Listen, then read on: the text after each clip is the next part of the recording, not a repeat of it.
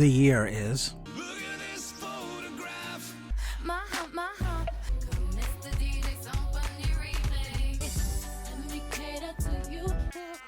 and Score Entertainment, the creators of trading card games like Dragon Ball Z and Yu Yu Hakusho, created a new card game. Like many other franchises that got a trading card game around this time, Score Entertainment created a Mortal Kombat TCG. One of the coolest aspects of the game, however, is that it's not just about Mortal Kombat, but about fighting games in general. Epic Battles was a trading card game that had Street Fighter, Tekken, and of course, Mortal Kombat. All of these cards can be used in your deck and effectively allows you to pit characters from one franchise against another. It was a cool game that ended far too soon, and in this video, we're going to go over how to play the game. If by the end, you'd like to play a few games yourself, there is a link in the description where you can find all the cards, print them out, shuffle up, and play with some of your friends. With that being said, let's jump into how to play Epic Battles. Don't make me laugh. Each player begins a game with their character card in play. This is the mantelpiece of your deck, and you have to defeat your opponent's character in order to win the game. To defeat an opponent's character, you have to launch attacks to deal enough damage to win. However, players are able to defend against attacks by blocking them and then retaliate with attacks of their own. Players can also use events and other cards to gain an advantage in the fight. Each deck must be exactly 61 cards, one character card, and then the other 60 cards are in your main deck. You can have a maximum of 4 copies of any card in your main deck, unless the card restricts itself. There are 4 steps to a turn, and all players take turns simultaneously. However, one person is going to be labeled the aggressor, and that player does all the actions first. Step 1. Draw. All players draw 3 cards. Step 2. Set. All players can set their event cards face down to be used later. Step 3. Battle.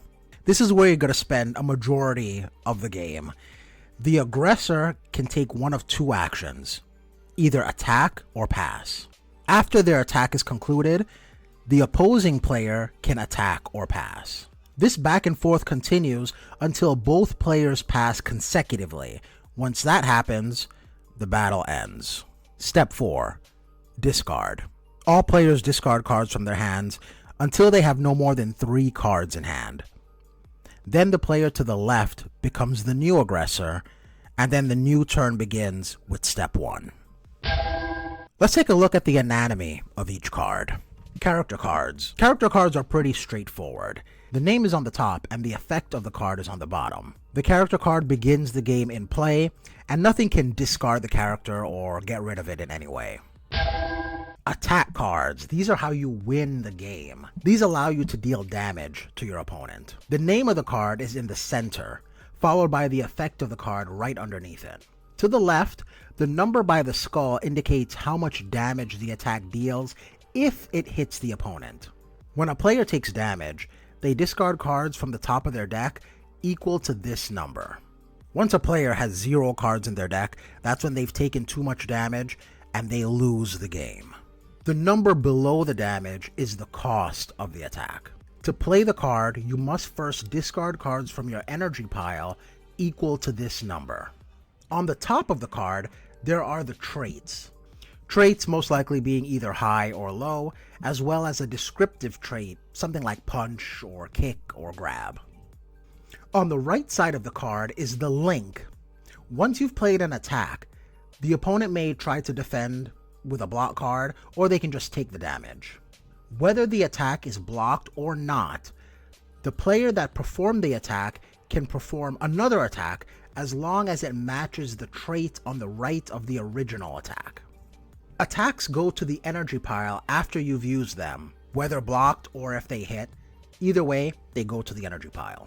So when linking attacks, you completely resolve the first attack, then send it to the energy pile, then you can perform the next attack. Now the opponent can again either defend against the new attack or just take the damage, and so on and so forth. Linking attacks is called a combo. As long as there's 2 or more attacks, it becomes a combo.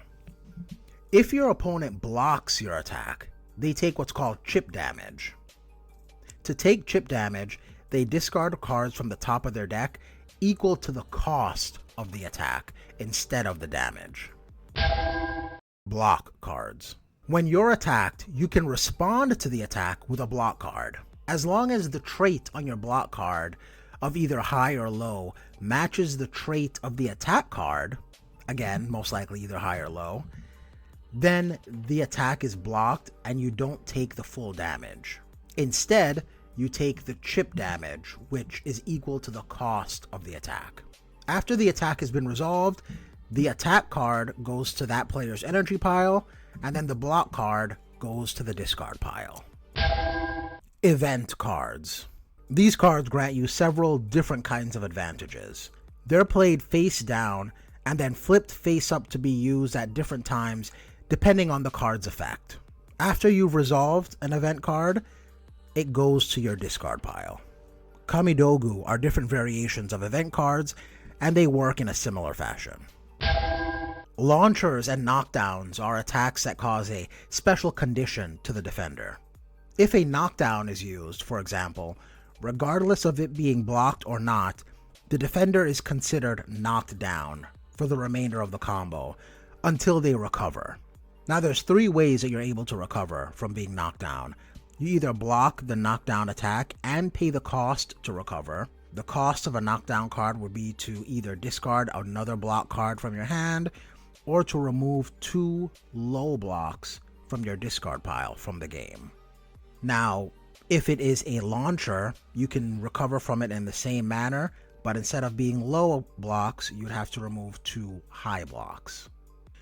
The second way that you can recover is by using card effects. Some card effects just allow you to recover from being knocked down or recover from being launched.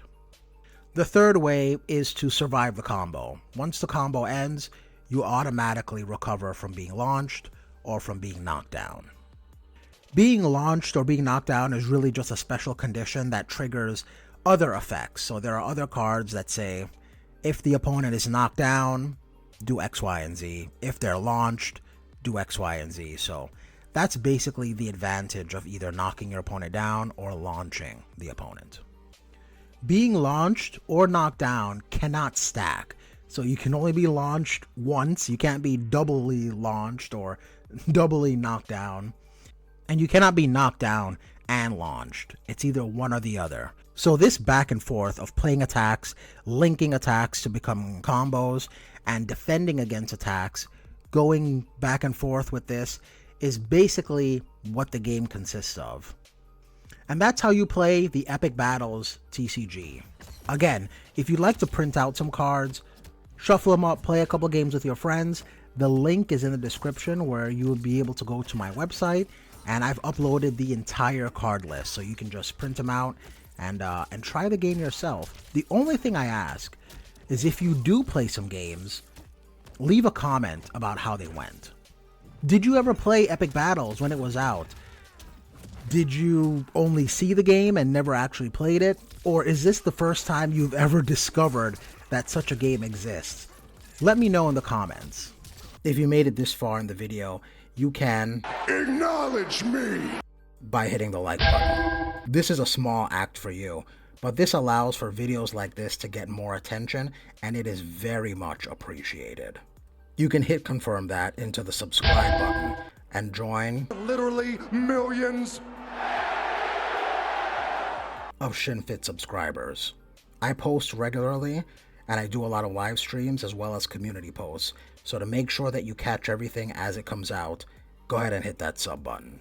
If you're into gaming content, there's a video on screen now that I'm sure you're gonna love, but more importantly than everything else, don't get beat up out there.